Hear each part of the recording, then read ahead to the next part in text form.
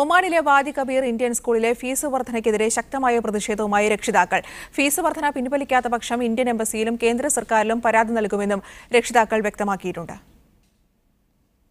മുൻവർഷങ്ങളെക്കാൾ 34 Omani റിയാലിന്റെ വർധനവാണ് വാദി Kabir Indian school management ഈ വർഷത്തെ ഫീസിൽ ചുമത്തിയിരിക്കുന്നത്. പുതിയ അധ്യയന വർഷം ട്യൂഷൻ ഫീസിൽ 2 റിയാലിന്റെ വർധനവാണ് വരുത്തിയത്. ടേം ഫീസ് 20 റിയാൽ ആയിരുന്നത് 30 റിയാലായും ഉയർത്തി. കഴിഞ്ഞ 2 വർഷത്തിനിടെ 58 റിയാലിന്റെ വർധനവാണ് ഫീസിലുണ്ടായത്. എല്ലാ വർഷവും 2015 മുതൽ 15-ൽ 34 റിയാലും 16-ൽ 12 റിയാൽ 17-ൽ 12 റിയാൽ ഇങ്ങനെ എല്ലാ വർഷവും വർദ്ധിപ്പിക്കുകയാണ്. അന്നൊന്നും തന്നെ ഇത്തരത്തിലുള്ള പ്രതിഷേധം ഉണ്ടായിരുന്നില്ല. കാരണം അന്ന് മാർക്കറ്റിൻ്റെ അവസ്ഥ അത്ര മോശമായിരുന്നില്ല. ഇന്ന് വളരെ മോശമായ ഒരു അവസ്ഥയിലാണ്. എല്ലാവരുടെയും സാമ്പത്തിക സ്ഥിതി വളരെ മോശമാണ്. സാലറി 2-3 മാസമൊക്കെ പെൻഡിങ് ആവുന്ന ഒരു അവസ്ഥയുണ്ട്. ഇത്തരമൊരു സന്ദർഭത്തിൽ കുട്ടികളുടെ വിദ്യാഭ്യാസത്തിന് വേണ്ടി ഞങ്ങൾക്ക് ഇതിലും കൂടുതൽ ചെലവഴിക്കാൻ കഴിയാത്തൊരു അവസ്ഥയാണ്. വിപണിയിൽ സാമ്പത്തിക പ്രതിസന്ധി രൂക്ഷമായി നിലനിൽക്കുന്നത് മൂലം തൊഴിലുടമകൾ ശമ്പളവും മറ്റ് ആനുകൂല്യങ്ങളും വെട്ടിക്കുറയ്ക്കുന്ന നിലവിലെ സാഹചര്യത്തിൽ ഈ വർധനവ് ഒരിക്കലും അംഗീകരിക്കുവാൻ സാധിക്കുകയില്ല എന്നാണ് രക്ഷകർത്താക്കളുടെ നിലപാട്.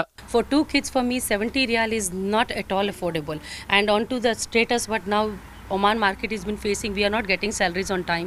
We have also got the reduction in salaries. We have really a big problem. ശമ്പളം കുറവായതിനാൽ മികച്ച അധ്യാപകരെ ലഭിക്കാത്ത സാഹചര്യമുണ്ട്. ഇത് മുൻനിർത്തി നിലവിലുള്ള അധ്യാപകർക്കടക്കം ശമ്പളം വർദ്ധിപ്പിക്കാൻ തീരുമാനിച്ചിട്ടുണ്ട്. സ്കൂളിലെ പാഠ്യേതര പരിപാടികളുമായി ബന്ധപ്പെട്ട് ഒരു വർഷം 67,000 റിയാലോളം ചെലവ് വരുന്നുണ്ട്. ഈ സാഹചര്യം മുൻനിർത്തിയാണ് ഫീസ് വർദ്ധിപ്പിക്കാൻ തീരുമാനിച്ചതെന്നും സ്കൂളുമായി ബന്ധപ്പെട്ടവർ പറഞ്ഞു. Media 1 Muscat. റമദാന് മസ്ജിദുൽ ഹറമിൽ നടത്തുന്ന വിപുലമായ ഒരുക്കങ്ങൾ തകൃതിയിൽ നടക്കുകയാണ്. മസ്ജിദുൽ ഹറമിന്റെ ഏറ്റവും മുകളിലുള്ള ടെറസിന് ചുറ്റും സുരക്ഷാ വേലി സ്ഥാപിക്കുന്നുണ്ട്. ഈ ജോലികൾ ഷാബാൻ മധ്യത്തോടെ പൂർത്തിയാകും. നമസ്കരിക്കാനെത്തുന്നവരുടെ സുരക്ഷ കണക്കിലെടുത്താണ് കഅബ പ്രദക്ഷിണം ചെയ്യാനുള്ള ടെറസിൽ വേലി. 500 മീറ്റർ നീളത്തിലും 3.23 മീറ്റർ ഉയരത്തിലുമാണ് സുരക്ഷാ വേലി. മക്ക ഡെപ്യൂട്ടി ഗവർണർ അമീർ ബദർ ബിൻ സുൽത്താന്റെ അധ്യക്ഷതയിൽ ചേർന്ന കേന്ദ്ര ഹജ്ജ് കമ്മിറ്റി യോഗത്തിൽ ഇത് സംബന്ധിച്ച പ്രവർത്തനങ്ങൾ വിലയിരുത്തി. റമദാനിൽ ഹറമിൽ നടപ്പിലാക്കാൻ പോകുന്ന പദ്ധതികളും ഒരുക്കങ്ങളും യോഗം പരിശോധിച്ചു. 3-ാം സൗദി ഹറം വികസന പദ്ധതിക്ക് കീഴിൽ പൂർത്തിയായ പദ്ധതികൾ യോഗത്തിൽ വിശദീകരിച്ചു. 4 ലക്ഷം പേർക്ക് നമസ്കരിക്കാൻ കഴിയുന്ന 6 മുറ്റങ്ങൾ ഇതിനകം പൂർത്തിയായിട്ടുണ്ട്. മത്താഫിൽ മണിക്കൂറിൽ 1,07,000 പേർക്ക് തവാഫ് ചെയ്യാനാകും. മണിക്കൂറിൽ 1,23,000 പേർക്ക് സഫ മർവ മലകൾക്കിടയിൽ കർമ്മങ്ങൾ പൂർത്തിയാക്കാനുമാകും. Media 1 Mecca. റമദാനിൽ തീർത്ഥാടകർക്കായുള്ള ഗതാഗത പദ്ധതി വിപുലമായി നടപ്പാക്കും. ചെയിൻ ബസ് സർവീസിലൂടെ ഇത്തവണ 450 ലക്ഷം പേരെ ഹറമിലേക്കും തിരിച്ചും എത്തിക്കാനാണ് പദ്ധതി. ഇതിനായി 2200 ബസ്സുകൾ ഒരുക്കിയിട്ടുണ്ട്. 2.5 ലക്ഷം വാഹനങ്ങൾക്ക് മക്ക പ്രവേശന കവാടങ്ങൾക്കടുത്ത് പാർക്കിംഗ് കേന്ദ്രങ്ങളിൽ സൗകര്യമൊരുക്കും. മക്കയിൽ 6 ബസ് സ്റ്റേഷനുകൾ ഒരുക്കും. മക്ക ഗവർണറേറ്റിന് കീഴിലെ ഭക്ഷണ വിതരണ കമ്മിറ്റി നടത്താൻ ഉദ്ദേശിക്കുന്ന പ്രവർത്തനങ്ങളും വിപുലമായി നടപ്പാക്കും. ഇതിനായുള്ള പദ്ധതികളാണ് മക്കയിൽ ആവിഷ്കരിക്കുന്നത്. റമദാനിൽ ഹറമിലും മക്കയിലെ വിവിധ പള്ളികളിലും വിവിധ സ്ഥലങ്ങളിലായി 22 ദശലക്ഷം ഇഫ്താറുകൾ ഉണ്ടാകും. ഹറമിൽ 210 കവാടങ്ങൾ, 34,000 കാർപ്പറ്റുകൾ, സംസമിനായി 25,000 പാത്രങ്ങൾ, 10,000 ഉന്തുവണ്ടികൾ, ശുചീകരണ ജോലികൾക്ക് 4,000 ഉപകരണങ്ങൾ, ബോധവൽക്കരണത്തിന് സ്ക്രീനുകൾ എന്നിവയും തയ്യാറാണ്. വിവിധ ഭാഷകളിലുള്ള പഠന ക്ലാസുകളും പ്രഭാഷണവും ഇക്കാലയളവിലുണ്ടാകും.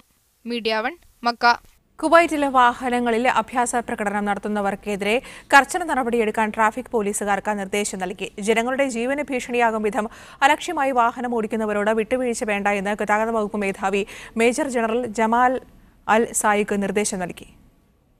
തിരക്കേറിയ നിരത്തുകളിൽ പോലും വാഹനം കറക്കി ഭീതി പരത്തുന്ന പ്രവണത വ്യാപകമായ സാഹചര്യത്തിലാണ് ട്രാഫിക് മേധാവിയുടെ ഇടപെടൽ. രാജ്യത്തിന്റെ പല ഭാഗത്തും റോഡുകളിലെ വാഹനാഭ്യാസം പതിവ് കാഴ്ചയായതായി കഴിഞ്ഞ ദിവസം പ്രാദേശിക പത്രം റിപ്പോർട്ട് ചെയ്തിരുന്നു.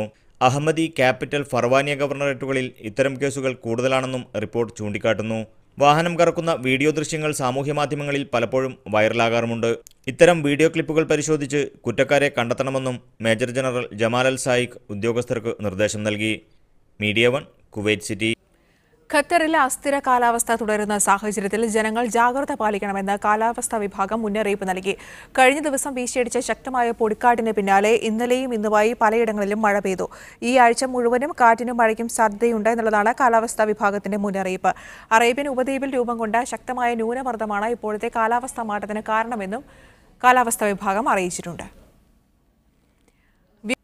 കുവൈറ്റിൽ ആഭ്യന്തര മന്ത്രാലയത്തിന് കീഴിലായിരുന്ന ഗാർഹിക തൊഴിലാളി വകുപ്പ് മാൻ പവർ അതോറിറ്റിയിലേക്ക് മാറ്റി. തൊഴിൽ വിപണി ക്രമീകരണത്തിന്റെ ഭാഗമായിട്ടാണ് നടപടി. ഗാർഹിക മേഖലയുമായി ബന്ധപ്പെട്ട റിക്രൂട്ട്മെന്റ് നടപടികൾക്കും തൊഴിൽ പരാതികൾക്കും വെവ്വേറെ വിഭാഗങ്ങൾ അതോറിറ്റിക്ക് കീഴിൽ പ്രവർത്തിക്കും. റിക്രൂട്ടിംഗ് ഏജൻസികളുടെ രജിസ്ട്രേഷൻ, അംഗീകാരം, ലൈസൻസ് പുതുക്കൽ തുടങ്ങിയ നടപടിക്രമങ്ങൾക്കായാണ് ഒരു വിഭാഗം പ്രവർത്തിക്കുക. തൊഴിൽ പരാതികളുമായി ബന്ധപ്പെട്ടാണ് രണ്ടാമത്തെ വിഭാഗത്തിന്റെ പ്രവർത്തനം.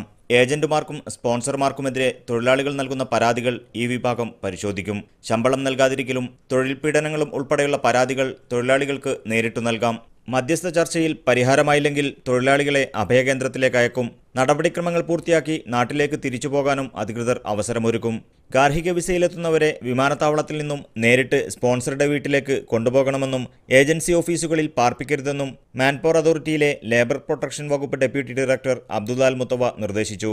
Media 1, Kuwait city. ഖത്തറിൽ മന്ത്രാലയങ്ങളുടെയും സർക്കാർ ഓഫീസുകളുടെയും പ്രവർത്തനങ്ങളിൽ പൊതുജനങ്ങളുടെ പ്രതികരണം അറിയാനായി വികസന കണക്കെടുപ്പ് അതോറിറ്റി സർവേ തുടങ്ങി. സർക്കാർ സേവനങ്ങൾ കൂടുതൽ കാര്യക്ഷമവും ജനപ്രിയമാക്കുകയാണ് പദ്ധതിയുടെ ലക്ഷ്യം. സർക്കാർ ഓഫീസുകളിലും വിവിധ സേവന കേന്ദ്രങ്ങളിലും എത്തുന്നവരിൽ നിന്നാണ് അഭിപ്രായം ആരായുന്നത്. അതത് മന്ത്രാലയങ്ങളിലെയും സർക്കാർ ഓഫീസുകളിലെയും പ്രവർത്തനങ്ങളിൽ ജനങ്ങൾ തൃപ്തരാണോ എന്ന് പരിശോധിക്കുകയാണ് സർവേയുടെ ലക്ഷ്യം. ഈ മാസാവസാനം വരെ സർവേ തുടരും. ആഭ്യന്തര മന്ത്രാലയത്തിന്റെ വെബ്സൈറ്റായ ഹുക്കൂമി, വിവിധ മന്ത്രാലയങ്ങളുടെ വെബ്സൈറ്റുകൾ, മൊബൈൽ ആപ്പുകൾ എന്നിവയിലൂടെ ലഭ്യമാകുന്ന ഓൺലൈൻ സേവനങ്ങളെക്കുറിച്ചും വിവരം ശേഖരിക്കുന്നുണ്ട്. ഓഫീസുകളിൽ നിന്നുള്ള വിവരശേഖരണത്തിനു പുറമെ പാർപ്പിട മേഖലകളിലെത്തിയും വിവരം ശേഖരിക്കുന്നുണ്ട്. പ്രത്യേക പരിശീലനം ലഭിച്ച ഉദ്യോഗസ്ഥരാണ് വിവരങ്ങൾ ആരായുക. ഓരോ സ്ഥലത്തും തെരഞ്ഞെടുത്ത വീടുകളിൽ നിന്നും മാത്രമായിരിക്കും വിവരശേഖരണം. തുടർച്ചയായ 4ാം വർഷമാണ് സർക്കാർ ഇത്തരത്തിൽ സർവേ സംഘടിപ്പിക്കുന്നത്. Media 1, Doha. ചെങ്കടൽ പദ്ധതിയുടെ പ്രാഥമിക ഘട്ട ജോലികൾ ഈ വർഷം അവസാനത്തോടെ പൂർത്തിയാകുമെന്ന് റെഡ് സീ ഡെവലപ്മെന്റ് കമ്പനി അറിയിച്ചു. താൽക്കാലിക റോഡുകൾ, താമസ കേന്ദ്രങ്ങൾ, കടൽക്കരയിൽ നടപ്പാതകൾ, ഹെലിപാഡ് എന്നിവയാണ് പ്രാഥമിക പദ്ധതികൾ.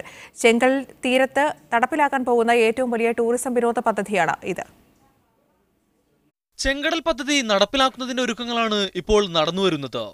കോടികൾ ചെലവുവരുന്ന പദ്ധതി പൂർത്തിയാകുന്നതോടെ ലോകത്തിലെ ഏറ്റവും വലിയ ടൂറിസം പദ്ധതിയാകും ഇത്. രാജ്യത്തെ പടിഞ്ഞാറെ തീരപ്രദേശത്ത് 28,000 ചതുരശ്ര കിലോമീറ്ററിലാണ് മാസ്റ്റർ പ്ലാൻ. 2022ഓടെയാണ് പദ്ധതി പൂർത്തിയാവുക. 14 വൻകിട ഹോട്ടലുകളോട് കൂടിയാണ് റെഡ് സീ പദ്ധതി. 70,000ഓളം തൊഴിലവസരങ്ങൾ ഉണ്ടാകുമെന്നാണ് പ്രതീക്ഷ. പദ്ധതി എണ്ണയിതര വരുമാനം വർദ്ധിപ്പിക്കും. സ്വകാര്യ മേഖലകൾക്ക് നിക്ഷേപത്തിനും ടൂറിസം മേഖല വികസിക്കാനും അവസരമൊരുക്കും. പരിസ്ഥിതിയും രാജ്യത്തെ സാംസ്കാരിക പൈതൃകവും കാത്തുസൂക്ഷിക്കുന്നതായിരിക്കും പദ്ധതി. സ്ഥലത്തെ 90 ദ്വീപുകളിൽ 22 വികസിപ്പിക്കും. ആദ്യഘട്ടത്തിൽ 5 ദ്വീപുകളിലായി 14 ഹോട്ടലുകളാണ് ഒരുക്കുക. Aftab Rahman, media 1, Riyadh. Dubai global village season കൊടിയിറങ്ങാൻ ഇനി 10 ദിവസം മാത്രം. സീസൺ കാലത്ത് ദുബായിലെത്തി 6 മാസം ജോലിയെടുത്ത് നാട്ടിലേക്ക് മടങ്ങുന്നവരാണ് ഗ്ലോബൽ വില്ലേജിലെ കച്ചവടക്കാർ. ബാക്കി 6 മാസം എന്തായിരിക്കും ഇവരുടെ ജോലി എന്ന് ഉറ്റുനോക്കുകയാണ് എല്ലാവരും.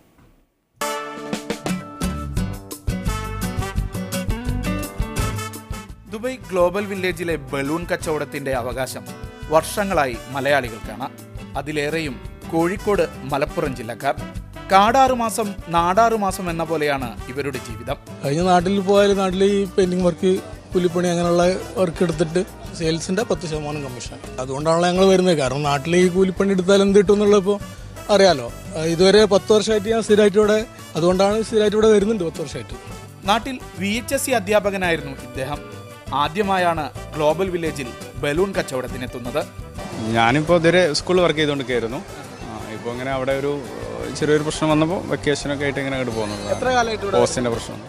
ജോലിക്കാർ നാട്ടിലേക്ക് മടങ്ങിയാലും നിക്ഷേപകർ പലരും UAE തങ്ങും.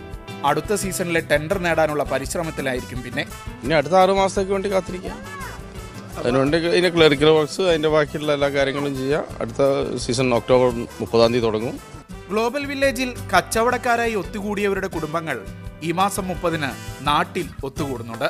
ഞങ്ങൾ കൂടുതലുള്ളത് മലപ്പുറം ജില്ലയിൽ കാടാമ്പുഴ എന്ന് പറഞ്ഞ സ്ഥലത്തുള്ള ആൾക്കാരാണ് കൂടുതലുള്ളത്. നാട്ടിലെത്തിയിട്ട് ഞങ്ങളൊരു കുടുംബ സംഗമം തിരൂർ നൂറിലേക്ക് എന്ന പാർക്കിൽ ഞങ്ങൾ ഏപ്രിൽ 30 ഉണ്ട്. 50 കുടുംബങ്ങളാണ് നാട്ടിൽ ഒത്തുകൂടുക.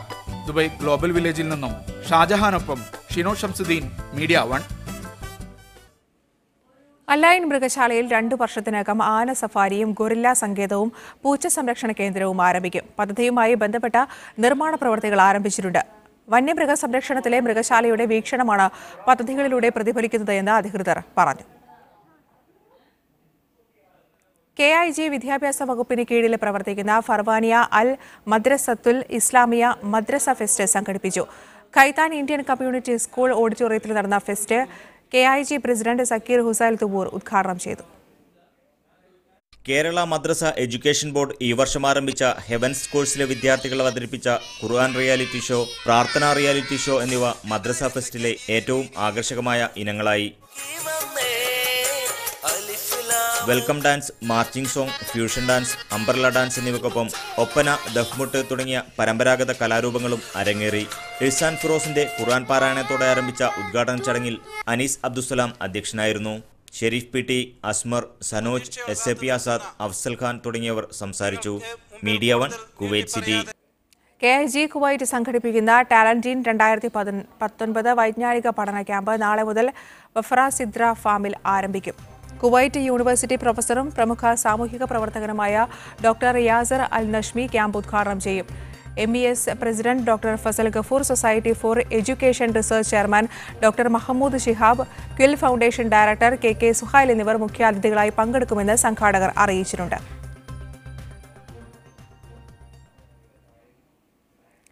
മിഡിൽ ഈസ്റ്റ് ചന്ദ്രിക സഹിഷ്ണുതോത്സവം സംഘടിപ്പിക്കുമെന്ന് ജനറൽ മാനേജർ ഇബ്രാഹിം എളേറ്റിൽ ദുബായിൽ വാർത്താ സമ്മേളനത്തിൽ അറിയിച്ചു. ജൂൺ 14 വെള്ളിയാഴ്ച ഷാർജ എക്സ്പോ സെന്ററിൽ വൈകുന്നേരം 6 പരിപാടി.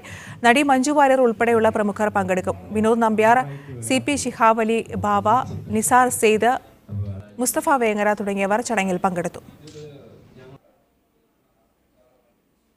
KMCC ദമാം മലപ്പുറം ജില്ലാ കമ്മിറ്റി തെരഞ്ഞെടുപ്പ് ക്യാമ്പയിൻ സംഘടിപ്പിക്കുകയാണ്.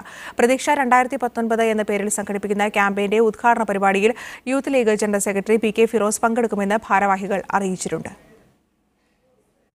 ലോക്സഭാ തെരഞ്ഞെടുപ്പിനോടനുബന്ധിച്ച് പ്രവാസികൾക്കിടയിൽ ശക്തമായ പ്രചരണ പരിപാടികളാണ് KMCC സംഘടിപ്പിക്കുന്നത്.